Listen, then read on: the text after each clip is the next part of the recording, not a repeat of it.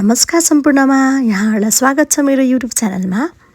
आजको हाम्रो यात्रा रहनेछ समुद्र सतहबाट 4250 मिटर उचाइमा रहेको सिन्धुपाल्चोक जिल्लामा अवस्थित भैरवकुण्ड द फ्रोजन लेकको।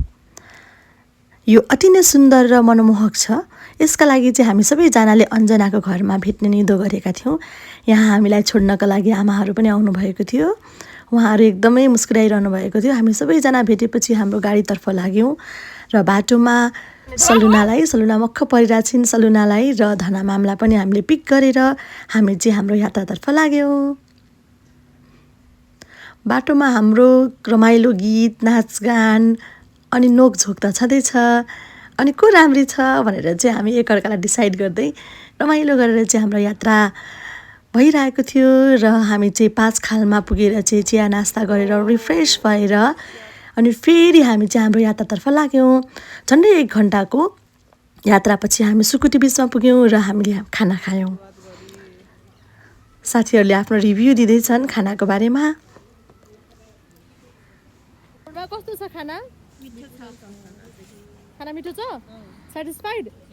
केही भयो भने त मलाई फेरि तिमीले मलाई काँचै खाना। त्यसपछि खाना एकदमै मिठो थियो। खाना खाएपछि हामी फेरि हाम्रो यात्रामा लाग्यौँ र 12 बजेमा गएर हामीले खानेकुराहरू किन्यौँ भोलिको लागि भनेर। अघि हाम्रो गीत के रे सम्झना?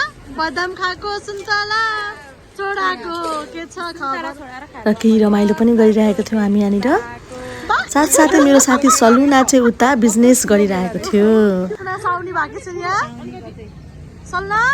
उसले 3टा सामान बेचिसकेको रे भनेर भन्दै थियो है। त्यसपछि हामी सामान किनेर हाम्रो यात्रातर्फ फेरि अगाडि बढ्दै गयौँ र बाटैमा पर्ने बोटेकोसी बिचमा चाहिँ हामीले केही तस्बिरहरू केही सम्झनाहरू सँगाल्दै टिकटक भिडियो बनायौँ। एकदमै रमाइलो गऱ्यौँ। ग्रुप फोटो खिचौँ भनेर मैले कर गरिरहेको थिएँ। कोही साथीहरू आएनन्। सबै आफ्नै दुनियाँ मस्त थिए। मैले जसको फोटो खिच्न पाएँ जोसँग खिच्न पाएँ उसको मात्रै फोटो राखेको छु। साथीहरू मेरो फोटो छुट्यो भनेर मसँग नरिसाउनु होला। अनि हामीले एकदमै रमाइलो गरेपछि चाहिँ हामी त्यहाँबाट चाहिँ छुट्यौँ र 15 मिनटपछि डाकलाङको बाटो हुँदै हामी लिस्टीतर्फ लाग्यौँ। झन्डै 1.5 घन्टाको यात्रापछि हामी लिस्टीमा पुग्यौँ र त्यहाँ लिस्टी माईको दर्शन गऱ्यौँ अनि पूजाआजा पनि गऱ्यौँ। ठ्याक्कै मलाई मन्दिरको नाम चाहिँ थाहा भएन। लिस्टी माई भनेर चाहिँ त्यहाँको गुरुजीले भन्नुभएको थियो। हामीले पूजाआजा गरेपछि हामी चाहिँ हाम्रो अगाडिको यात्रामा लाग्यौँ र 1 घन्टापछिको यात्रापछि चाहिँ हामी बगाम भन्ने ठाउँमा पुग्यौँ। त्यहाँ एकछिन रेस्ट गऱ्यौँ रिफ्रेस भयौँ र गफगाफ चिनजान बल्ल हुँदै थियो हाम्रो ड्राइभर भाइसँग। त्यसपछि हाम्रो साथी आफै खाना बनाउँदै थिइन्। उनको व्रत थियो आज। उनको कम्प्लेन पनि सुनौँ है त।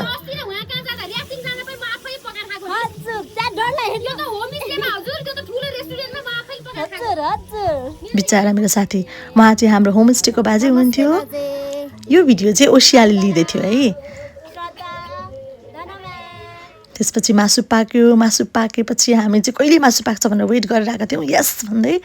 त्यसपछि मासु पाकेपछि रमाइलो गफगाफ पनि हुँदै थियो। अनि त्यसपछि कुराकानी हुँदै थियो। हाम्रो ड्राइभर भाइसँग बल्ल चिनजान भयो। अनि मेरो काम चाहिँ मासु चाख्ने मात्र होइन दोहोरी पनि गाइयो। त सुन्नुहोस् है त मेरो दोहोरी।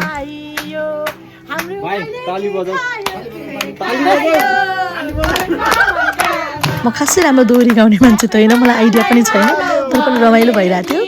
अनि हाम्रो चैत कुमारी चाहिँ एकदमै रिसाइराखिदिनु भनेर किनभने यो उसको डायलग थियो।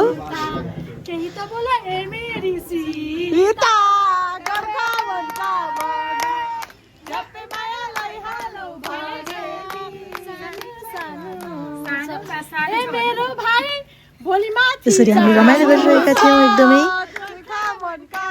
दिनभरिको यात्राको पीडा सबै हामीले बिर्सेर यहाँ एकदमै खुलेर रमाइलो गऱ्यौँ। मैले गाएको भएन भनेर फेरि सलुना आफै पक्क बोलिरहेको थिइन् उहाँ है। त्यसपछि हामीले खाना खायौँ सबैजनाले। खाना खाएको भिडियो चाहिँ लिन पाइनँ। सलुनाको व्रत भयो। उसले चाहिँ अलिक चाँडै खाना खायो नि। गुनासो गर्दै थिइन् उसलाई मिठो चाहिने। मुख बिगारेको हेर्नुहोस् त।